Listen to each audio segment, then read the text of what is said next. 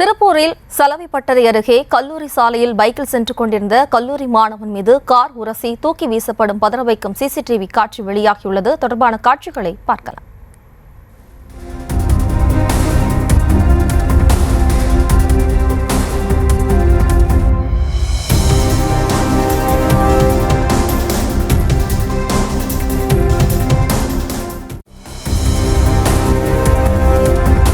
விபத்து குறித்தான கூடுதல் விவரங்களோடு இணைகிறார் நமது செய்தியாளர் பூபதி. வணக்கம் பூபதி, விவரம்.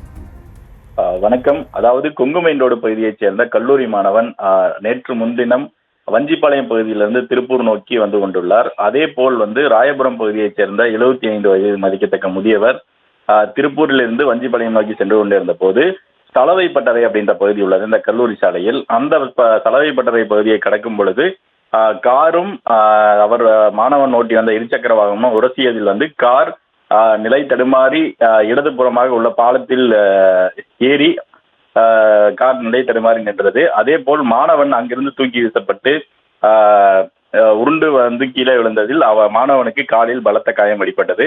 உடனடியாக அக்கம் பக்கத்தினர் அவரை மீட்டு அரசு மருத்துவக் கல்லூரி மருத்துவமனைக்கு அனுப்பி வைத்தனர். இந்த சம்பவம் தொடர்பாக 15 வேளம்பாளையம் காவல்துறையினர் வழக்கு பதிவு செய்து விசாரணை நடத்தி வருகின்றனர். தற்போது அந்த மாணவன் கோவையில் உள்ள தனியார் மருத்துவமனையில் சிகிச்சை பெற்று வருவதாக கூறப்படுகிறது. விவரங்களுக்கு நன்றி பூபதி.